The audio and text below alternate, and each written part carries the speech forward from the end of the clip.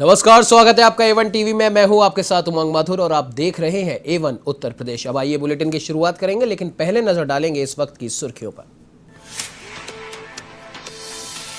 प्रधानमंत्री नरेंद्र मोदी ने यूपी को दी सौगात, डिफेंस कॉरिडोर के नोड और राजा महेंद्र प्रताप सिंह स्टेट यूनिवर्सिटी का किया शिलान्यास। 21वीं सदी में सीमाओं की रक्षा का काम करेगा अलीगढ़।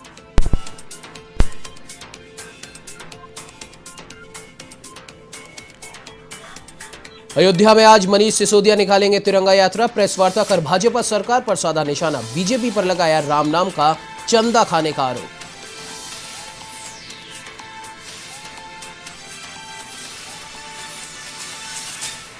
राजधानी लखनऊ में सपा अध्यक्ष अखिलेश यादव ने पुस्तकों का किया विमोचन। कई नेताओं को पार्टी की सदस्यता करवाई ग्रहण। कहा, उत्तर प्रदेश से बीजेपी का होने जा रहा है सफाया।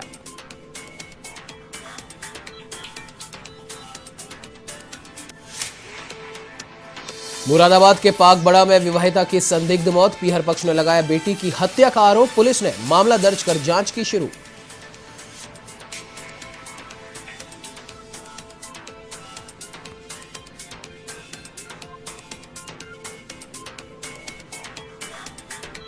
राधा रानी के जन्मोत्सव की धूम। बरसाना में हुआ राधा रानी का अभिषेक। भक्तों ने भजन गाकर दी मंगल बधाई।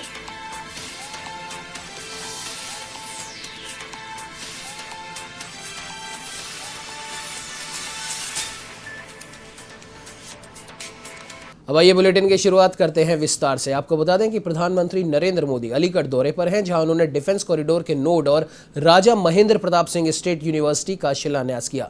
इस दौरान प्रधानमंत्री नरेंद्र मोदी ने कहा कि कल तक जो अलीगढ़ लोगों के घरों की सुरक्षा करता था, आज वही अलीगढ़ मेरे हिंदुस्तान की सरहदों की रक्षा करेगा। यहां रक्षा उत्पाद बनेंगे। अलीगढ़ नोड में छोटे हथियार, drone, aerospace, metal components, defence packaging जैसे उत्पाद अब बन सकेंगे। इसके लिए नए उद्योग लगाए जा रहे हैं। ये बदलाव अलीगढ़ और आसपास के क्षेत्र को एक नई पहचान देगा। मोदी ने कहा कि डिफेंस इंडस्ट्री के जरिए यहां के मौजूदा व्यापारियों और MSME को भी फायदा मिलेगा। प्रधानमंत्री ने पूर्व मुख्यमंत्री कल्याण सिंह को याद करते हुए अपने भाषण की शुरुआत की। वो बोले कि आज वो जहां कहीं भी होंगे बेहद खुश होंगे। पीएम मोदी ने बिना नाम लिए कांग्रेस और विपक्षी दलों पर भी निशाना साधा। कहा कि भारत का इतिहास ऐसे राष्ट्रभक्तों से भरा पड़ा है। ऐसे आजादी के दीवानों ने अपना सब कुछ खपा दिया, लेकिन देश का दुर्भाग्य रहा कि आजादी के बाद ऐसे राष्ट्र नायक और नायिकाओं की तपस्या से देश की अगली पीढ़ियों को परिचित ही नहीं कराया गया।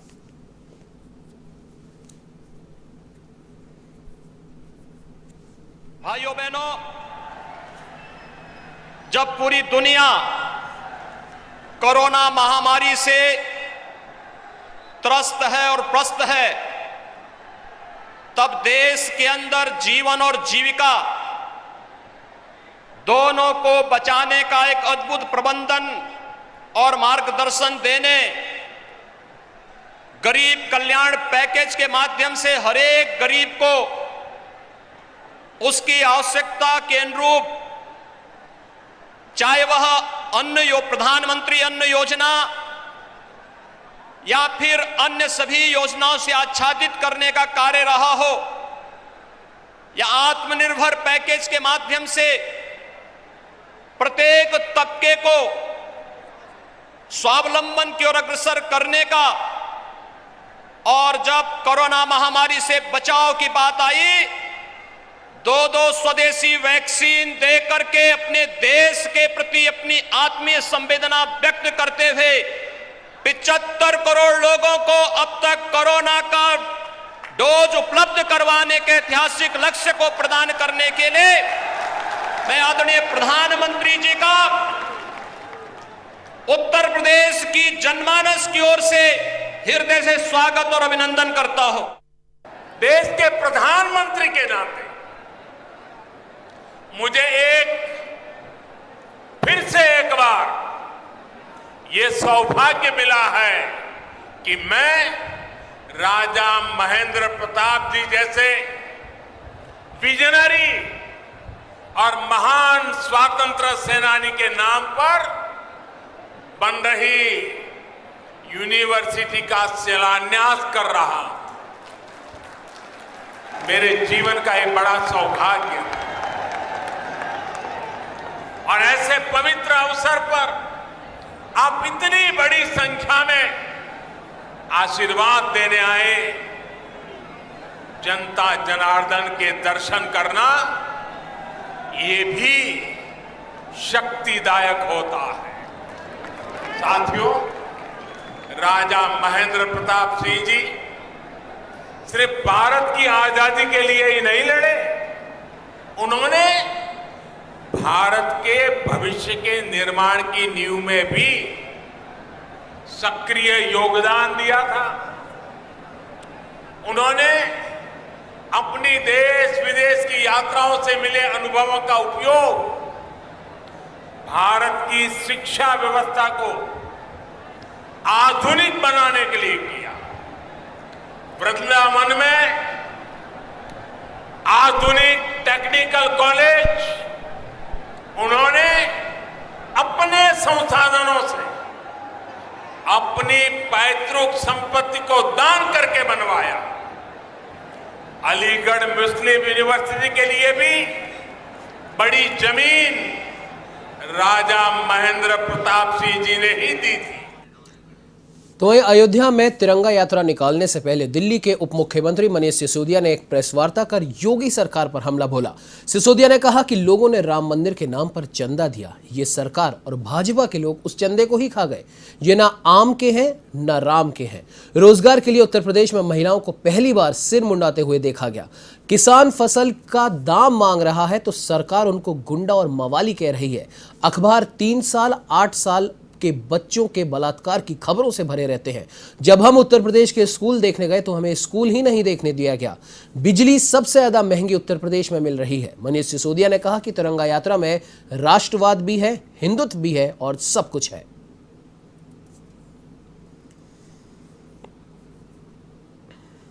तो जो पार्टी कहती थी हम गुंडाराज से मुक्ति दिलाएंगे, 4.5 साल गवाह हैं कि किस तरह से योगी सरकार में गुंडाराज को न सिर्फ बढ़ावा दिया गया है बल्कि सरकार बेशर्मी से गुंडों के साथ खड़ी हुई है, गुंडाराज को बढ़ावा देती रही है।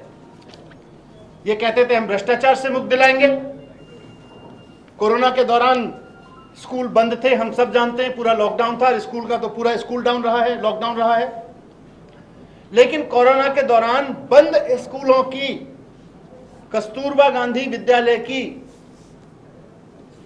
निधि से 9 करोड़ रुपए खा गए ये लोग बंद स्कूलों में, ये दिखा के कि खाना बांटा है, स्टेशनरी बांटी है, बस्ते बांटे हैं। बस्ते के नाम पर, खाने के नाम पर, स्टेशनरी के नाम पर। जिस समय पूरे देश में स्कूल बंद हैं, जब पूरे उत्तर प्रदेश में स्कूल बंद हैं, उस समय स्कूलों के खाते का 9 करोड़ रुपए खा गए। और ये 4.5 साल पहले कहते थे हम भ्रष्टाचार से मुक्ति दिलाएंगे। भारतीय जनता पार्टी और योगी जी कहते थे हम भ्रष्टाचार मुक्त शासन चलाएंगे। ये कैसा भ्रष्टाचार मुक्त शासन है कि 8 लाख रुपए का वेंटिलेटर कोरोना की महामारी में 22 लाख रुपए का खरीदा गया? ये कैसा भ्रष्टाचार मुक्त शासन है?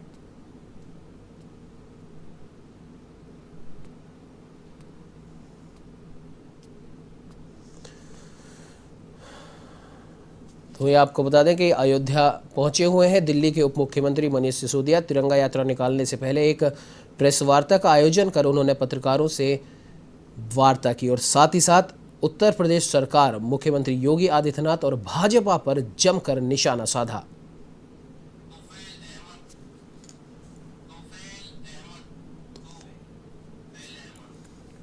तो इस खबर पे ज्यादा जानकारी के लिए हमारे साथ एवन संवाददाता तुफैल अहमद फोन लाइन पर जुड़ चुके हैं। तुफैल, जानना चाहेंगे, आम आदमी पार्टी के वरिष्ठ नेता और दिल्ली के उप मुख्यमंत्री मनीष सिसोदिया अयोध्या के दौरे पर हैं और तिरंगा यात्रा वो निकालेंगे, लेकिन उससे पहले एक प्रेस वार्ता कर उन्होंने बीजेपी पर जमकर निशाना साधा। क्या कुछ और अपडेट है आपके पास? जी, मैं बताना चाहूंगा, जिस तरह से यहाँ पर तिरंगा संकल्प यात्रा आम आदमी पार्टी द्वारा निकाली गई है और काफी संख्या में लोगों ने यहाँ पर अपनी भागीदारी भी निभाई और जिसमें आपके संजय सिंह जी भी मौजूद हैं और काफी जो बड़े वरिष्ठ नेता हैं वो भी सभी इस रैली में मौजूद हैं। और ये गुलाबबाड़ी से लेकर और गांधी पार्क तक की ये पूरी रैली जाएगी तो काफी संख्या में लोग यहाँ पर हैं। और अगर प्रेस कॉन्फ्रेंस में जिस तरह से मनीष सिसोदिया जी ने सीधा आरोप बीजेपी पर लगाया है कि सरकार पूरी तरह से विफल है और कानून व्यवस्था भ्रष्टाचार पूरी तरह से यहाँ पर उजागर है और इस पर कंट्रोल करने में बीजेपी सरकार पूरी तरह से विफल है जी। और जिस तरह से लगातार वार पे वार, क्योंकि यहाँ लगातार अब लोगों का दौरा, बड़े मंत्रियों का दौरा हो रहा है, चुनावी सरगर्मियां तेजी से बढ़ चुकी हैं, और जितनी भी पार्टियां हैं सभी अयोध्या की ओर मूव कर रही हैं और अयोध्या की ओर अपने कदम बढ़ा रही हैं। और जो भी रैलियां होती हैं वो अयोध्या रामनगरी से ही शुरू हो रही हैं। अभी कुछ दिन पहले MIM के राष्ट्रीय अध्यक्ष ओवैसी साहब भी यहाँ पर आए थे रुदौली में। उन्होंने एक बड़ी जनसभा की जिसमें काफी संख्या में लोग रहे। और आज मनीष सिसोदिया जी का भी यहाँ पर आगमन रहा। उन्होंने प्रेस कॉन्फ्रेंस द्वारा बीजेपी सरकार पर सीधा आरोप लगाते हुए कहा कि महिलाएं सुरक्षित नहीं है और कानूनी व्यवस्था पूरी तरह से फेल हो चुकी है। जी उमंग। जी बिल्कुल तुफैल, यहाँ पर एक बात ध्यान देने वाली ये है कि मनीष सिसोदिया दिल्ली के उप मुख्यमंत्री हैं और राजधानी दिल्ली में भी एक ऐसा एक हम कह सकते हैं कि दिल दहला देने वाला एक हादसा हुआ था। और उसके बाद न सिर्फ उत्तर प्रदेश बल्कि तमाम राज्यों से इस प्रकार की खबरें आती हैं, महिलाओं के खिलाफ अत्याचार की खबरें आती हैं।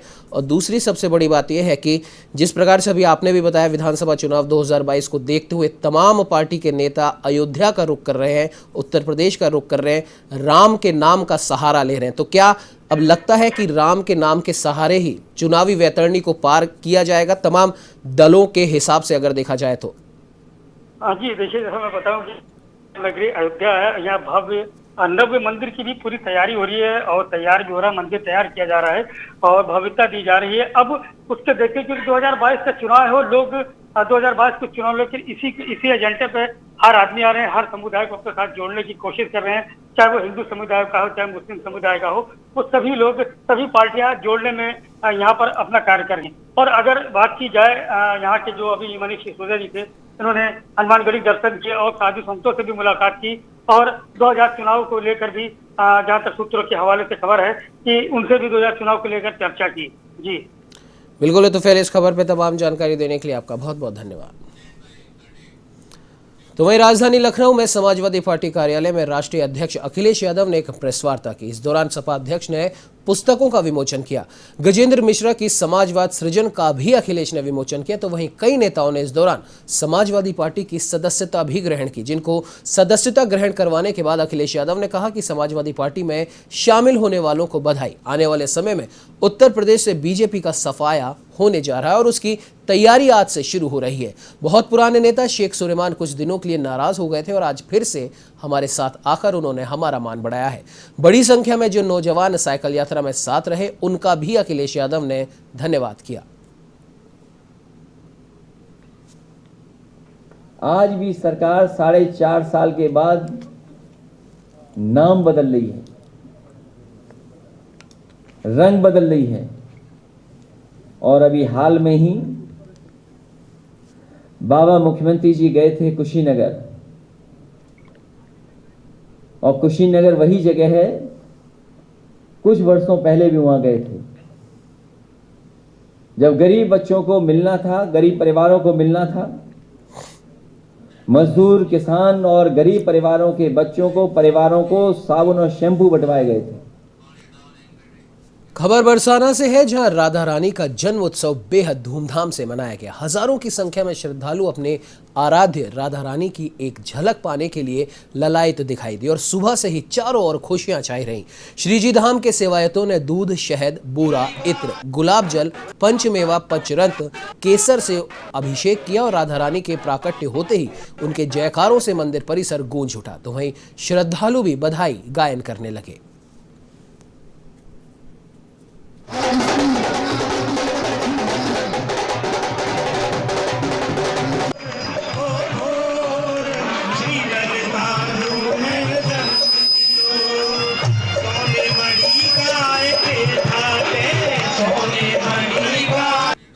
और आपको बता दें कि Uttar Pradesh metro rail corporation की एक नेक पहल देखने को मिली है। मेट्रो रेल कॉरपोरेशन की ओर से चारबाग स्टेशन पर 2 दिवसीय कोविशील्ड वैक्सीनेशन ड्राइव का आयोजन किया जा रहा है, जिसमें मुफ्त वैक्सीन लगाई जा रही है। तो वहीं प्रबंध निदेशक कुमार केशव ने भी लोगों से अपील की है कि जिन्होंने अभी तक वैक्सीन नहीं लगवाई है वो इस मौके का लाभ उठाएं और वैक्सीन जरूर लगवाएं।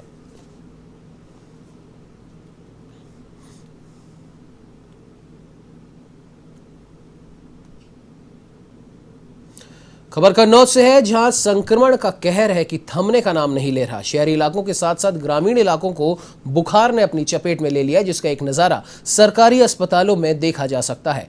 आपको बता दें कि अस्पतालों में ग्रामीण इलाकों के मरीजों की संख्या अधिक हो रही है और जिला अस्पताल में 250 से भी अधिक मरीजों के अब तक सैंपल लिए गए हैं, जिनमें से 50 से अधिक वायरल से प्रभावित व 15 डेंगू संक्रमित मिले।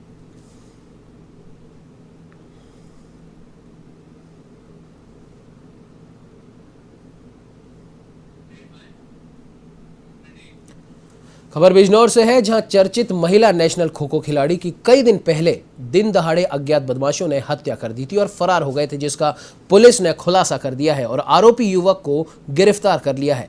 आपको बता दें कि आरोपी ने महिला खिलाड़ी को दुष्कर्म करने के इरादे से पकड़ा था और चीख पुकार सुनकर हत्यारे ने गले में रस्सी डालकर हत्या की वारदात को अंजाम दिया। पुलिस ने आरोपी युवक को गिरफ्तार कर संगीन धाराओं में केस दर्ज कर उसे जेल भेजने की कवायद में जुट गई है।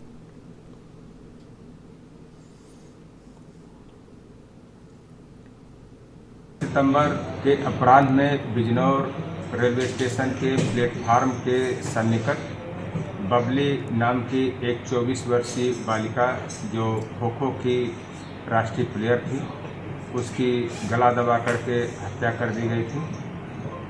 घटना का अनावरण आज किया गया है।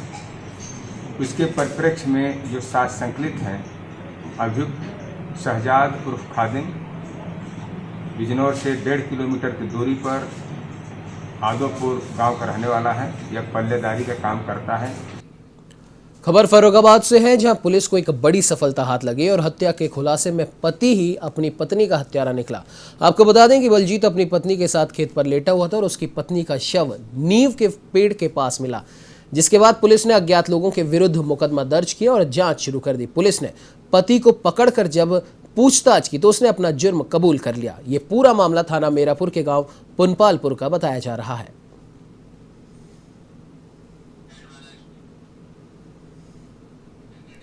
वहीं उत्तर प्रदेश सरकार महिलाओं की सुरक्षा के लिए तमाम अभियान चला रही है, लेकिन लखीमपुर खीरी की ये खबर उन सभी मिशनों को पलीता लगा रही है। मामला निघासन कोतवाली इलाके का है, जहां एक गांव है जहां 1 महीने से छेड़छाड़ की शिकार पीड़िता और उसकी मां कोतवाली के चक्कर काट रही है। उन्होंने गांव के ही एक युवक पर चाकू दिखाकर छेड़छाड़ का आरोप लगाया, जिसका विरोध करने पर दबंगों ने पीड़िता और उसकी मां के साथ मारपीट तक की। साथ ही उन्होंने पुलिस पर भी लापरवाही का आरोप लगाते हुए कहा कि लिखित शिकायत के बाद भी इस मामले में पुलिस ने अभी तक कोई कार्रवाई नहीं की, जिस कारण वे दर दर भटकने को मजबूर है।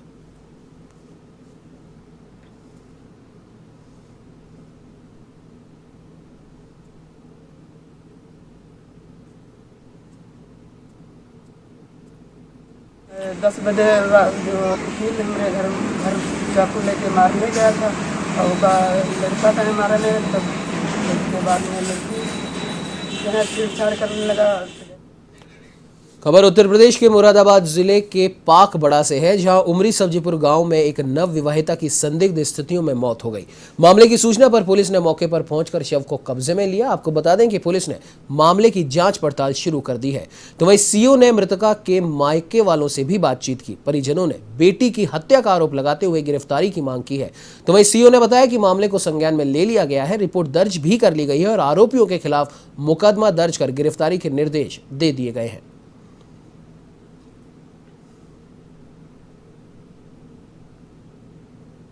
पाकबड़ा क्षेत्र के अंतर्गत ग्राम उमरी सब्जीपुर आता है। यहाँ एक महिला की हत्या कारित करने की सूचना प्राप्त हुई है पुलिस को और तहरीर के आधार पर वैधानिक कार्रवाई की जा रही है। रिश्तेदारों द्वारा बताया गया कि लड़की को जो है मारते पीटते थे। पूर्व में भी जो है एक बार झगड़ा हुआ है और पुनः जो है इनके द्वारा ये घटना कारित की गई है। इस बुलेटिन में फिलहाल इतना ही। देश प्रदेश की तमाम खबरों को जानने के लिए आप बने रहिए हमारे साथ और देखते रहिए A1 TV। नमस्कार।